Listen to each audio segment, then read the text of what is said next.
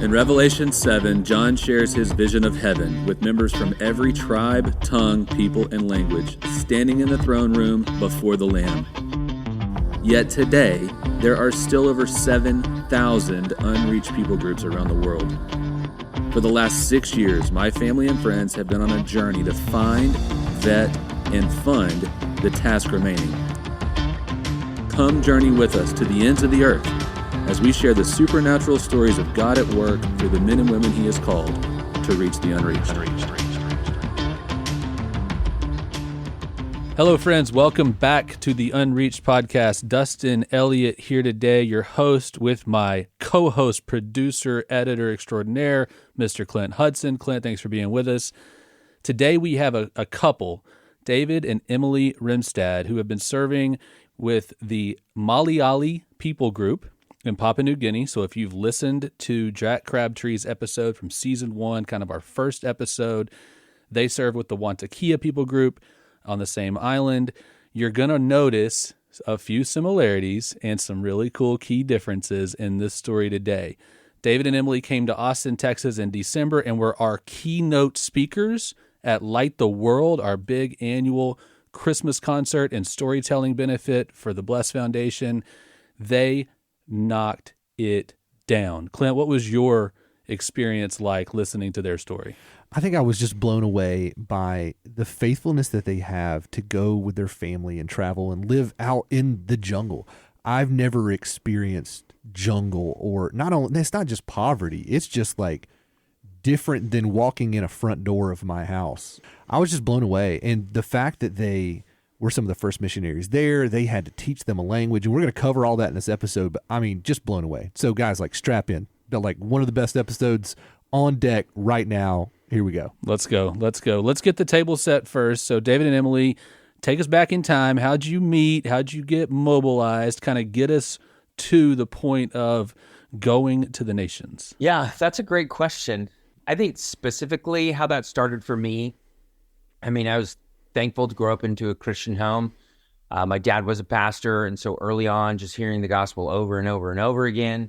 I was about the time, 9 years of age. I really heard the gospel clearly that my sins needed to be forgiven, and Jesus lived the life that I couldn't, that He died the death that I deserved, and He rose again to give me the eternal life that I could have never earned on my own.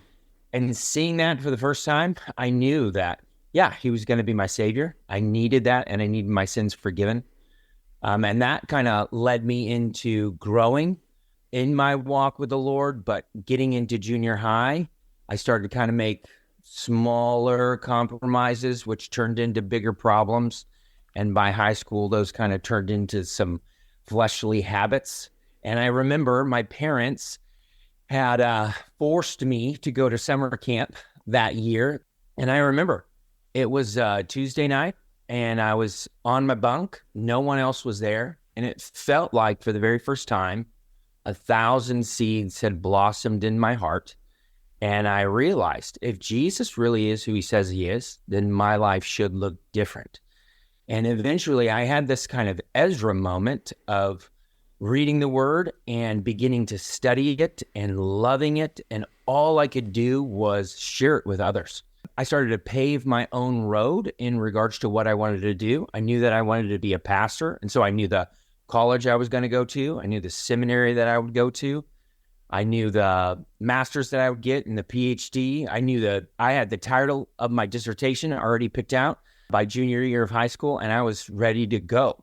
And it really wasn't until my junior year of college that, for the very first time, someone by the name of Brian Zuniga, a guy that really invested in my life at the time, he was the first one to not just clap in regards to what I had in front of me, but he poked. And for the first time in my life, he said, "David, like, there are thousands of people groups that will never hear the gospel unless someone goes to them, learns their language, and for the first time in their history, shares the good news of what Jesus Christ has done for them." And I would say, for me, at that moment, my heart was lit ablaze, and I saw the nations for the very first time. But I learned something kind of sad. I remember him saying, "Hey, David, can you finish this verse? Be still and know." And I said, "That I am God." And he said, "Can you finish it?" And I said, "I did." And he said, "No, man. It says, be still, know that I am God. I will be exalted among the nations. I will be proclaimed among the world." And for the first time, I realized something. And I realized that, man, I knew a lot of truth, but I had missed a part of the verse. But I just didn't miss one verse. I missed a lot of verses. And in missing all those verses, I didn't see the story of God and the nations clearly. And ultimately, I didn't see my own purpose in what God had called us to through Christ about reaching the nations for him. Yeah, and I too grew up in a Christian home, and ironically enough, at the age of 9, Jesus became Lord of my life, and I was in church, every Sunday, every Wednesday, anytime that the doors were open, I was there in youth group, and I continued to grow in my walk with the Lord. And I think I was 16, junior year, I went on my first little short-term missions trip with my church. It was there that the Lord began putting this desire in my heart to share the gospel with the lost, but I didn't really understand all of it. I had never heard the Great Commission in Matthew 28. There was so many gaps that I was missing, but I just knew that the Lord was placing this desire in my heart, and it was so strange to me because, at the time, David and I were dating, so we met in high school. And like he said, he kind of had that path that was paved. He knew that he was going off to Bible school, and then he wanted to go to seminary, and he wanted to become a pastor. And so we were driving in his car, and after I'd come back from mission trip, I told him, "Dave, it's the strangest thing, but I really feel like God is putting a desire in my heart to be a missionary, but don't worry, I'm not going to be a missionary. I already know 3 reasons why I would never be a missionary. Number 1, I'm afraid of the dark. Number 2, I hate bugs. And number 3, I'll never leave my mom and dad." But isn't it kind of funny that he's putting this desire in my heart? And he just kind of looks at me and he's like, "Oh, Emily, God's going to use you as a missionary." And we kind of laughed in that moment, but I'm like, no, there's no way, not me. And so fast forward, David and I, we end up getting married. We go off to CBU. Brian Zuniga invests heavily in David's life. His wife, Jennifer, invests in my life. And through being discipled and having them just walk through scripture with us, really understanding the Bible and God's heart for missions from beginning to end of the Bible, man, it changed my whole perspective of missions. And I began to realize that it's not about me and what I can or can't do, but it's about God and how he wants to use us to be a part of sharing the gospel with the unreached, that he has invited us along despite our weaknesses, our fears, and that his word says that he will fill in and he will be enough in order to complete the task, which is to share the gospel at the farthest reached places of the earth. And so once I realized that, and then once David realized what he shared earlier, then we were ready to go. Yeah. And then our church really came alongside of us, and I would say they fueled and just fanned into flame the need for more people to go. We could have stayed and I could have maintained the path that I was on, and eventually my ambition was to come back to the state of California and plant a church, but man, our church really helped just get us overseas, not just recognizing us as vital parts of the overall structure of the church, but that we were recommended, that they said, yes, these are quality individuals that we've spent time helping grow and got us to a point where we could go off to extended training for more specialized intensive training in order to go overseas. Okay, so you guys obviously have a heart for the nations, and God has impressed that upon you. He used someone to disciple and develop you to get you there. Why Papua New Guinea? How in the world did you get to that part of the world? Yeah, I think at the point where we found ourselves, I mean, this was pre-iPhone. We had the internet, but it was super spotty and it would take forever to, upload in our little tiny apartment. And I remember just sitting down and we had a state of the family address, and we just said, okay, if we want to go overseas, like, what do we want? What do we want this to look like? Like, do we want to be committed to a time or a task? And I think in regards to some discipleship principles and things that we were learning, we came up with 5 non-negotiables. So number 1, we said, okay, this is the filtering process by which we'll go overseas. Number 1, we wanted to go to an unengaged people group. And what that meant was a people group who has no access to the gospel, and they will never hear the gospel unless someone goes and learns their language for the very first time and shares the good news of what Jesus Christ has done with them. So we wanted to go to an unengaged people group, and we saw kind of if we would go to an unengaged people group, share the gospel, and then leave, well, essentially that leaves them on a deserted island. So we saw the overall task that Bible translation would be necessary. So we saw Bible translation as the overall piece to the puzzle of completing a task among one of those unengaged people groups. Third, we wanted to continue to raise our support. At that time, graduating from college, we took some years and did college ministry, and we were raising our support at the time for that ministry. And we just fell in love with raising support. We genuinely loved it and wanted to continue to raise our support. And then fourth, we wanted to go for a task, not a time. So we wanted to see a mature church planted in wherever we went, that there would be elders and deacons. They would be functioning and thriving and reaching the people around them. And then fifth, we wanted to be a catalyst for more people to go. We didn't want it to just end with us. We wanted more people to come behind us as we walked forward. And so we had these non-negotiables, and we said, okay, what do we do now? This happened in one sit down, one family State of the Union meeting. You came up with those 5 things. We can't even figure out what to order for dinner. Man, but at that time, we were so on fire, just wanting to get overseas. And as soon as David graduated, we're like, okay, is this our time to get ready and start planning on going? I had like a year and a half left of college.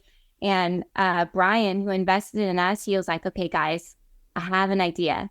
I think you should do college ministry. And I mean, we were like ready to just get our passports and get out of the country. And he says, I think you should do college ministry and just get a few more years of training under your belt.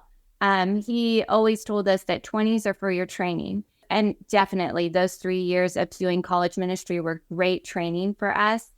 And so, so we had time to sit down and come up with those 5, non-negotiables. But we would, even during this time as we were writing those out, we would put tape over our light switches so that we wouldn't use our electricity. And we'd have to try to cook everything before the sun went down. And, just little things that we were trying to do in our mind to keep ourselves focused, because we had heard so many stories of people with good intentions of wanting to get overseas, but man, so easily they get sucked back into the American life. You get debt, you get a car, you get a house payment, and then you're unable to go. And so in our minds, we just wanted to do everything that we could to keep our minds constantly focused on going, even though at that time the Lord had us waiting in a season of training and developing our walk with Him more, developing our relationship with our church, all so that we could go and be sent well and serve well overseas. So then after we kind of had these non-negotiables for David and I, that really filtered it down with what organization we would go with, where we would go in the world. And so we had a few places lined up that we wanted to take a vision trip to and just kind of see what the need was there.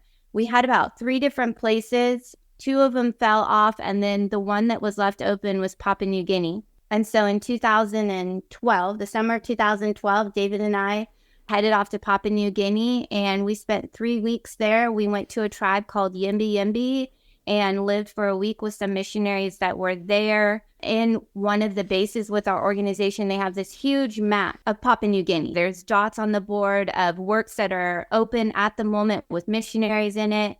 And then other dots where there's no missionaries. And then they had this filing cabinet that they pulled out. And the filing cabinet had lists of tribes that were waiting for missionaries to come.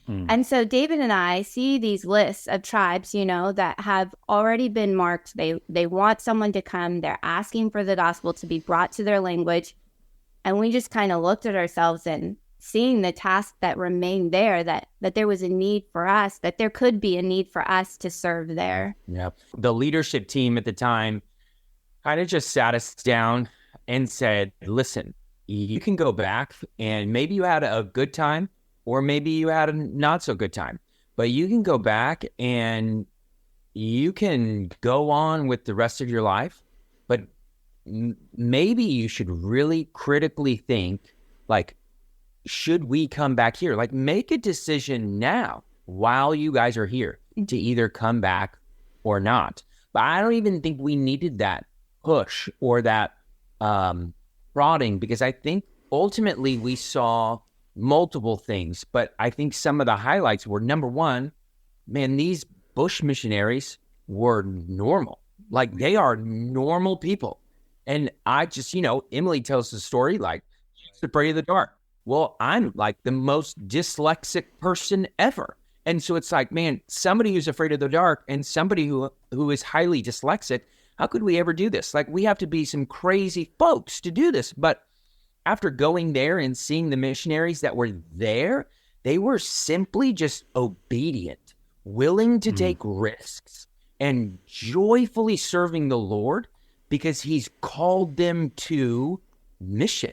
And so we just thought, if they can do it by the power of the Holy Spirit, then the same Spirit is at work within us, and we can as well. So we made the decision to go back to Papua New Guinea, being on the ground of Papua New Guinea, but knowing that we needed some intense training in order to come back to Papua New Guinea. Whoa. Faithfulness, right? I mean, you had been prayed up and preparing for a lifetime for this. Then God was just taking you in his perfect timing through the motions to get you where he wanted you to be planted. And he takes a radically dyslexic guy who needs to, by the way, create a language and an alphabet and teach somebody else to read and write, and someone that's afraid of the dark. Whoa! I am 100% positive that somebody is going to be mobilized to the unreached because of this podcast, like this episode already, because you guys have hit on every feasible excuse that somebody is driving in their car, running on the treadmill right now. They're like, I'm afraid of the dark. I don't like bugs. I can't read good. For real. Like, all of the excuses are there, and you guys are like, no, that's all of us. For you guys to say that these bush missionaries are just normal people that have been called by God, and they're just obedient servants of the Lord, that's incredible. And I'm just so confident that somebody's listening, and they're like, gosh, that's me. I'm that. For that somebody, let's rewind into the context of unreached people groups and unengaged people groups for a second here, right? So if there's roughly 7,000 unreached people groups left on earth, right, of 17,000 what we call identified people groups, okay? Of that 7,000, I think we talked last week, 7,400 roughly, right? Of that 7,400, what we call unreached is less than 2% Christian. So it doesn't mean there's not any in a lot of those. It means there's some Christians there, some workers there, maybe a church, maybe a Bible in a language close to their language, maybe not yet in their heart language, but there's a chance, at least in some of those, they could run into somebody. Unengaged, there's 700 roughly unengaged people groups. So when you set out and whiteboard the future, and your first non-negotiable is we're taking one of the 700 down, come on. Our first non-negotiable is we're going to do the hardest thing possible, and that's going to go get one of the ones that nobody has got to yet. I love that. I don't think we thought of it like that, though. I think that we thought, man, if we're going to do this, well, then we're going to do it 100%. Yeah. All of it. We look back at all of it, and it's just the Lord. Yeah, because it doesn't make sense. It doesn't make sense. None of it makes sense. I remember when we got to Papua New Guinea, when we finally got to Papua New Guinea, and Dave and I were driving to one of these little hardware stores to buy something that we were going to use to build our house in the bush. And we kind of looked at each other and we're like, how did we get here? What are we doing? Happened? Yeah. Like, did the Lord, he literally, which we asked, we prayed, Lord, put blinders on our eyes. You know, all those years back in our apartment when we're putting tape over our lights and trying to cook in the dark, we said, Lord, put blinders on our eyes so we can be a part of this. And we get to the field, you know, years later, and we're on the field buying supplies. And we're like, Lord, you put those blinders on because we have absolutely no idea how you took us and are using us here. It just doesn't make sense. It is 100% the Lord and his goodness to us to allow us the privilege of being a part of bringing the gospel. Amen. Well, let's continue the story, because Clint said, you know, up until that point in your life, you had gone through all the reasons why not to go, and yet with your blinders on, faithfully went. But then some things changed. Your family grew. So tell us about getting there, having a family. Walk us through some of the next challenges and steps, and include, by all means, some stories for us as well. Yeah. So in 2013, we left a training with our organization, Ethnos 360. And at that time, we had our 1-year-old son, Calvin, maybe 2-year-old son. He was 2 at that time. We headed off to training. And then during training, I got pregnant with our daughter, Louise. And so, yeah, our training was so vital for what we were about to do. We learned, how to learn an undocumented language. You're learning phonetics and phonemics, and then you're learning how to create an alphabet. While I'm trying to learn how to spell phonetics. And phonemics. I don't think I've ever even heard the word phonemics. I've spoken this language my entire life, and I'm trying to figure out how to spell this right now. It's a PH. Yeah, phonetics, phonemics, just the overall grammar structure for an undocumented language. But then that goes deep into not just learning language, but how to properly learn a culture, something that you have to observe. You can't necessarily ask questions initially, but how do you become a good intaker of what you're seeing and eventually be able to springboard questions when you get the language to help understand what actually happened in that scenario, but not just language and culture, but doing deep dives and working on your own character personally, and then as a couple, as a family, as teammates, coworkers. Training is absolutely necessary. I think when we ultimately made the non-negotiables, and then we saw Papua New Guinea for what it was, like Papua New Guinea has 850 distinct languages. Like it's an incredible amount of languages in just a small piece of land mass. When we saw that, we knew we needed training, but I don't think we saw our desperation for training. Mm-hmm. And then getting into training, we realized, we are desperate to be trained. Yeah. And we're being trained by individuals who had done it themselves. And that's where, training was just such an amazing experience. It was a privilege, and it was necessary in order to get us on the field. During training, we ended up having Louise. Louise was born during training, and that gave us 2. And then when we graduated training, which was 2014, mm-hmm. we raised the rest of our support in order to get to the country of Papua New Guinea. July of 2015, we landed in Papua New Guinea. And we began learning that first language, the trade language of Papua New Guinea, which is Melanesian Top Pidgin. And so when you're going to bring the gospel to a people group who have never heard it before, most likely you are going to be learning 2 languages. So you're going to be learning the trade language of that country, and then you're going to be going more interior and learning that undocumented language. And so before we got to that step, we just began learning Melanesian Top Pidgin. And about a year after language and culture learning, we tested out of language. And then along with our coworkers, we began looking for a tribe to move into. We very quickly heard about a people group called the Maliyali people group, and they had been asking for missionaries to come for around 7 years. And so what they would do is there was a village that had missionaries there for about 20 years. And it was a week's hike away, but it was a different language group. And so they would hike that week's journey, and they saw the change that had happened in these other believers' lives, and they saw what the missionaries had done there, and they wanted missionaries to come and bring God's talk to their tribe. And so they would make that hike often, and for 7 years, they would ask for missionaries to come to their tribe. And so these missionaries that were in there, they told us about the Maliyali people and, told us how every time they would fly out to base, they would just pray for the Maliyali and pray for missionaries to be sent there. After we had heard about the Maliyali people, then my husband David, along with our coworker, they kind of knew about a roundabout area of where the Maliyali people were.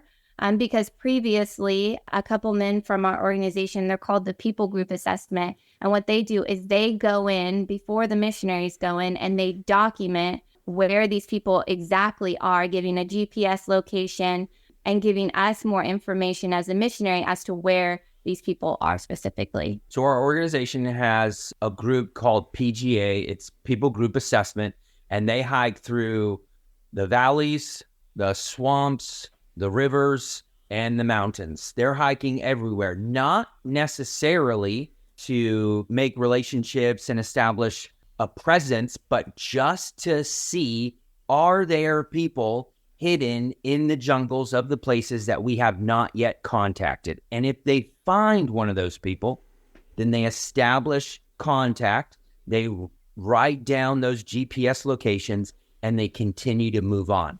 So when we kind of graduated or got into fluency of the first language, Melanesian Talk Pidgin, our leadership handed us a paper with GPS locations on it for multiple groups that had been asking for a long time. And it just so happened that Maliyali was one of the people groups on that page. So my coworker and I, we flew into a nearby airstrip close to the Maliyali people, or what we thought was close. Oh boy. We should have looked at the map topographically, but instead we thought it was going to be a hop, skip, and a jump away from the airstrip, and it definitely wasn't. We got out of the plane, got some guides with us to take us to the location of the Maliyali people, and we began our hike, and it was treacherous. I remember puking the entire way. The guides, we still have relationships with those guys. We see them quite often. They laugh every time they see me because they can recount every single place I puked. Boy. It was brutal, man. We hiked about halfway the first day, stayed overnight. It got really dark. It rained really hard. Finally made it to Maliyali and established contact for the very first time. Up until this point of getting to see the Maliyali people, this is the first time we're hearing their language, and this is the first time they're seeing us. Ultimately, what we understand is that we were probably the fifth and sixth men of a different pigmentation of skin that they had seen. They were not just like unaware of what was outside of them. They literally had no clue what existed out of their tribe. And so seeing us for the first time, a lot of the children were absolutely petrified, but a lot of the men and the women were extremely curious. Did several people in the tribe speak the trade language? Like, could you communicate through the trade language with some of them? Yeah, so our guides that took us from the airstrip to the Maliyali people, they knew a little bit of Pidgin, but ultimately, like our tribe, Maliyali, they know bits and pieces. So if we're talking about like a phrase level, sentence level, paragraph level, there's a few individuals who can speak with us at a paragraph level. Okay. But once you get into the nuance of grammatical structure and discourse features, man, it's like nails on a chalkboard. You just can't hear each other well. And so even in those initial contacts that we made in the very beginning, those conversations were rough. Oof. Simply because they were shocked by our arrival. But they were perplexed at, man, what does that mean? And, are they really meaning what they say they're meaning? Or how should we respond correctly? And sometimes it would be hit and miss. And we're like, wait, no, we're asking you to come. I mean, we're asking to come and build our houses. And so, yeah, it was definitely rough. Can you guys describe to us what's it look like? You just walked in this village for the very first time. Give us like a mental image of what the Maliyali's village looks like. Well, I think when we initially started to walk on the trail, so we went up a mountain, down a mountain, we went over a vine bridge, we crossed through a raging river. I don't even know how we made it, but we did. We hiked up this cliff that we thought we were going to completely fall off and die. Like we made it on the top of this other mountain where a little tiny house was. We're walking through thick jungle, and we finally make it to the Maliyali people. And I was thinking we would see this large, developed, open field. But what we saw was a little tiny house in the middle of a dense, dark jungle. And we thought, where is everybody? Because we didn't understand the culture and the significance of how they live and why they live the way they live. And that's ultimately completely cut off from one another. So when we came up to Maliyali, it was dark, it was dense jungle, there was one house, and then all of a sudden, once that first Maliyali man saw us, he began to sing out as loud as he could, and that drew crowds from neighboring villages, neighboring hamlets, and they were coming all to congregate to see us. So wait, you said that they live separate, disconnected from one another. It's Disconnected. Not, okay, Yeah. okay, but within earshot. Yes, within earshot. What would what did he yell? What did he say?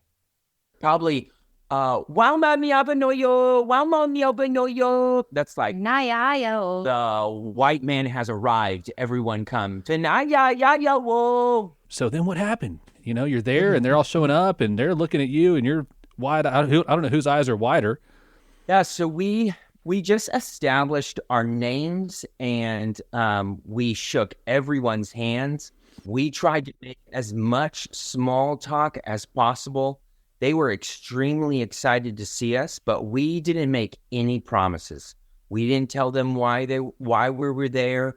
We didn't tell them that we would eventually come and build our houses, because at this point, we weren't sure if that was the tribe that we would eventually end up in. Okay. So we wanted to go and just establish a presence. Like, hey, we are here. We know you guys are here. We want to stay the night. We want to get to know you. And eventually, the next day, after spending probably a night with them, they ended up killing a pig. More people ended up coming.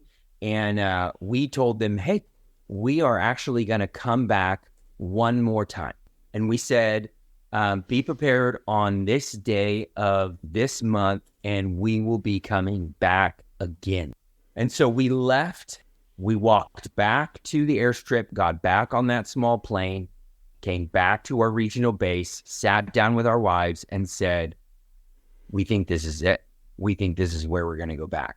Yeah, not needing to go look at another tribe, but that this was it. This was the tribe that we could see ourselves living in, and that they did want us. I think that was that was understood while they were there in that first initial meeting. And so then I think it was probably a few weeks later, you guys headed back in with leadership, made that same grueling hike again.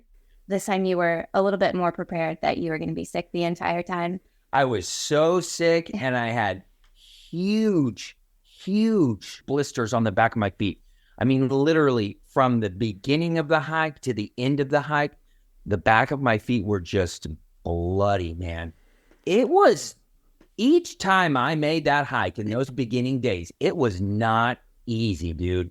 And for those of you that can't see David Rimestad looks like a college athlete. So he is in shape, okay?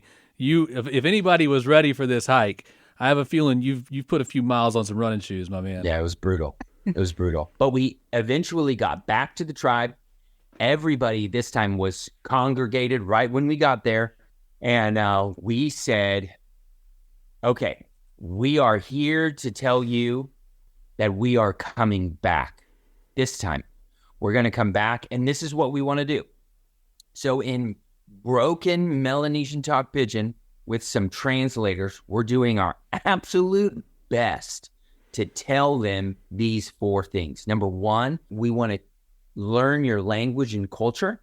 Number 2, we want to teach you how to read and write in your language.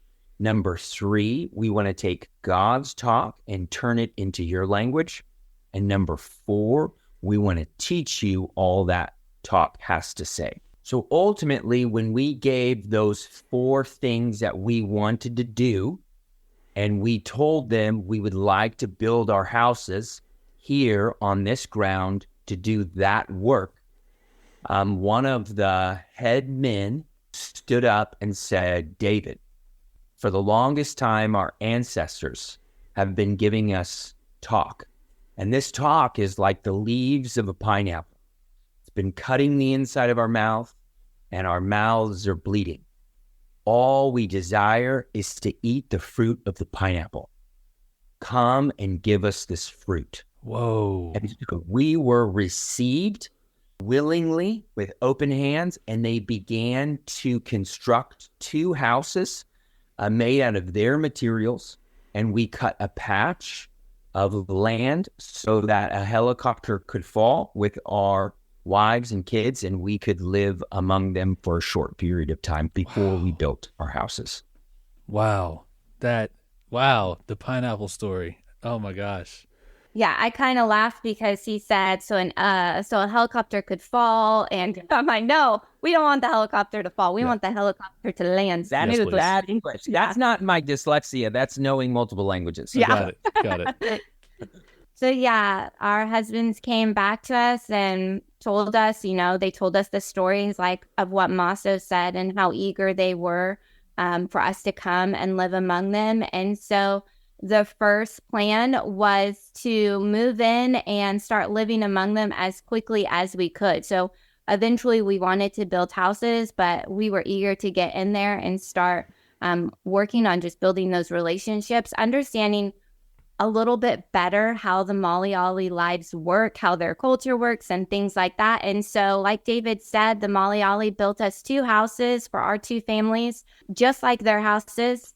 So with, built out of bush materials and leaf thatch roofs and a fire pit in the middle, everything that was ready for us. I mean, this is the top of the line house that we got, top of the line Maliyali house. For myself and my coworker and our kids, this was the first time we had ever seen Maliyali. And so the helicopter leaves, and man, we're just going for a long time, and there's nothing but bush. You're just seeing green mountains and green trees and rivers. There's no stores, there's no roads, there's nothing. It's just mountains. Mountains and mountains. And every once in a while, you'll see a little house, a little hamlet, a couple houses. We're getting closer and closer. And then all of a sudden, it kind of opens up and you see this clearing of trees. And it was where the Maliyali had cut down a patch for the helicopter to land. And so the men went on the first shuttle. And then us women and children came behind, and they opened the doors, and we saw the Maliyali people for the first time. And I remember thinking, man, I wonder what the Maliyali are going to do when they see us. Are they going to be afraid? Is it going to be awkward? Or what's it going to be like?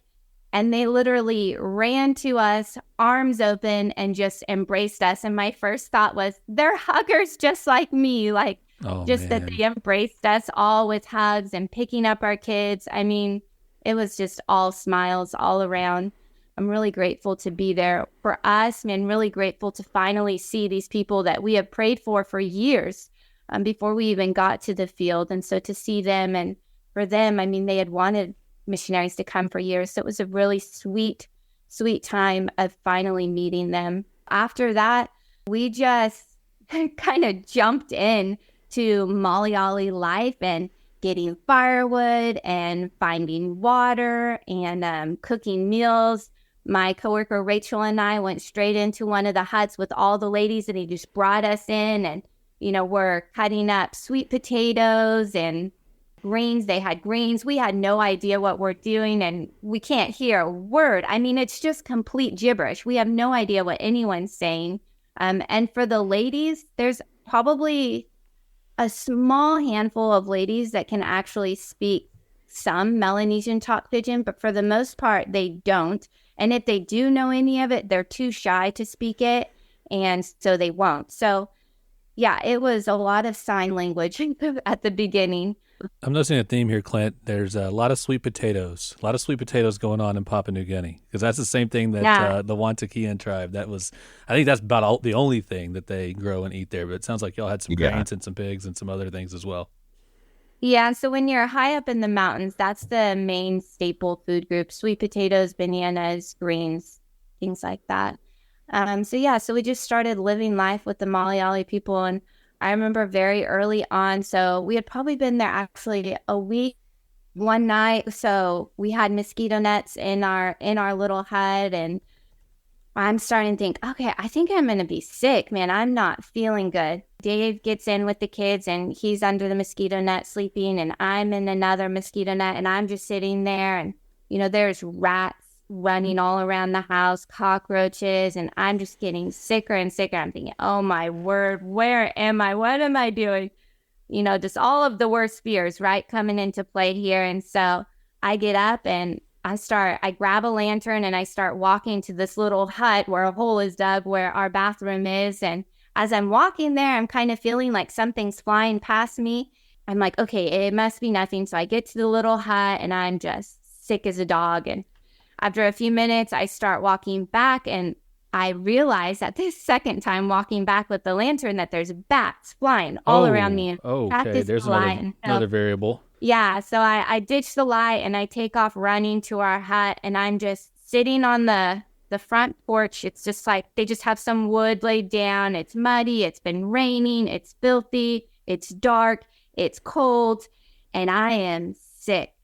And I look over, and there's some of our head Maliyali leaders, and they kind of built a little lean-to, and they're just sitting there staring at me.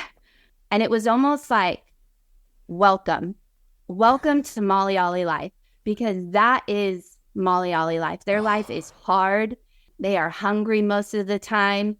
They are constantly sick, constantly uncomfortable, and they just live really, really difficult lives.